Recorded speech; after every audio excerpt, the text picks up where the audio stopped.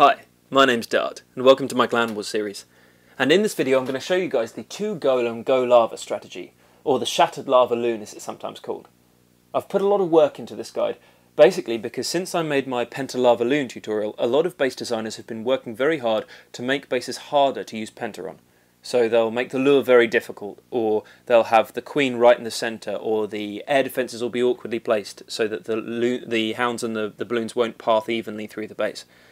So because of all those things, the bases are getting harder to Penta, but they're actually getting easier to use GoLava on.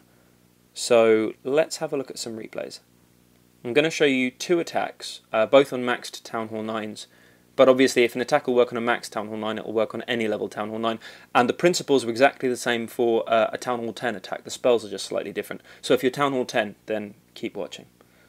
So this base, the asymmetric air defences make the pathing of the hounds difficult, the queen's a bit too far from that air defence for comfort, and the CC's right in the centre, making the lure expensive. So because of those things I wanted to use a GoLava on it. So let's talk about the army composition. Now any lava hound based army needs 1 more hound than the base has air defences. That's why Penta is Penta, that's why you have 5 hounds, because the base only has 4 air defences. So when you do your GoLava army, you need to work out how many air defences you can kill. Here we have 2, so that's part of the reason why I picked a GoLava army, because I was going to take 2 golems with the royals and the wizards to kill those 2 air defences, which meant I needed 3 hounds left over for the last 2 air defences and for the rest of the base. If I could only kill 1 air defence, then I'd need 4 hounds, because there'd be 3 air defences left over. So that's how you work out how many golems you need, basically. Along with that we have 15 balloons, 3 wizards, 3 archers, 2 hogs. That's a trick I got from a guy called Kraken Azure Waters. I featured one of his attacks a few videos ago. He uses a couple of hogs just to help take out some of the defences on the way to the air defence, and then 2 rage, 1 jump and a lightning.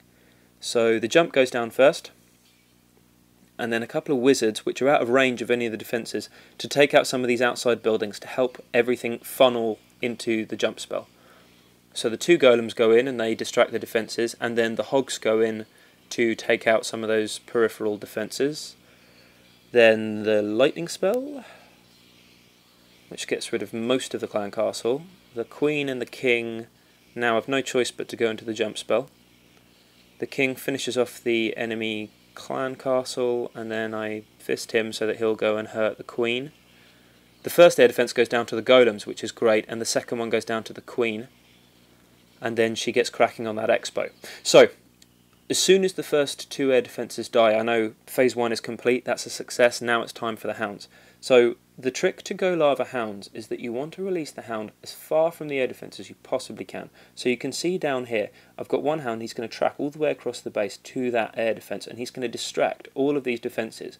At the moment they're focused on the king, but he dies. So so the hound is going to turn all of the defences around, and then I'm going to drop balloons in 2s and 3s behind that hound, target them on each of the defences as they go. Now 45 degrees round, I'm going to drop another hound, because the first one is really just to distract the defences. He's not actually going to cover the air defence for very long. He'll take so much damage that he's going to die almost as soon as he gets there. So the second one, 45 degrees round, he's going to be the one that sits on the air defence for a while. And then we're going to carry on in that clockwise deployment. So, anti-clockwise here. But you can either go clockwise or anti-clockwise, but you have to keep on going in the same direction. So, so the loons go down, then the second hound goes in, and a few more balloons. I end up releasing the 3rd hound down here as well, because the first one died so fast. I was a bit worried the second one was going to die too quick as well. And then we drop a rage spell to speed up those balloons to get them into that air defence, to get the first air defence dead. That rage spell was actually a bit short. If I'd had it a tiny bit further up, I'd have covered that expo as well. So that wasn't ideal. Drop the balloons around here as soon as that hound gets to the second air defence. Those ones are important. Basically, it's taking out the archer towers. Those are the key. You don't want to leave an unguarded archer tower, or that can mess you up. And then the second rage spell, that was a much better one. And that speeds up the balloons so that they can get over to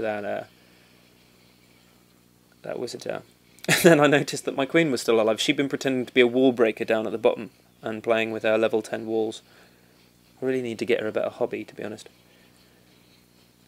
And that's just the cleanup. Cleanup of lava loons is always boring, so let's speed through that.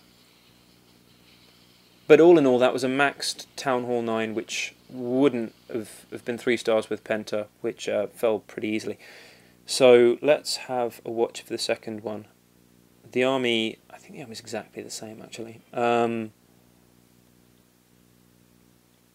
I want to show you guys a bit more about the funneling. The funneling on these bases is important. So it's really key, because if you mess up the funneling, then the heroes just end up going around the outside. You see that a lot. Someone's just one of our enemies have just done it in our current war. So that's why the 3 archers go down there, and then the wizard goes down there. You need to work out spots which the defences can't reach. So the jump spell goes down, and then the 2 golems go in. Because obviously if the defences can't reach, then you can just drop unguarded archers and wizards down. So the heroes now have no choice but to go into the jump spell, because it's the closest thing to them. The lightning spell goes down on the enemy CC. My king jumps over to his queen, and he goes ham on her.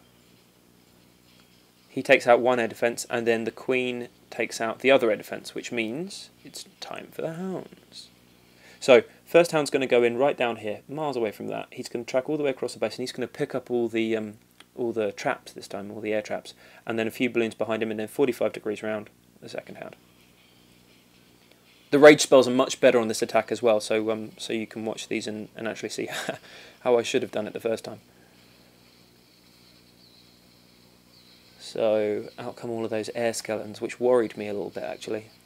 It would have been nice if the queen had bothered to shoot them, but as I said, she prefers shooting storages and walls.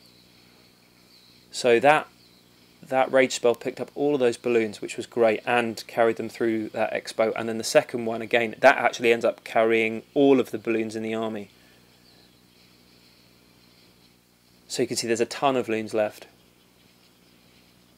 The pups are doing all the clean-up work over on the eastern side of the base. The queen is still playing with walls, I swear. Anyway, and then it's just clean-up. So that's how you execute the 2 golem GoLava, or the shattered lava loon attack. I really hope you guys enjoyed the video. If you have any questions at all, please put them below. If you enjoyed it, then take 3 seconds and give it a thumbs up. I'm going to be bringing you guys a lot more high-level content, so if you're not already subscribed, then please subscribe as well. And until the next time, guys, happy clashing.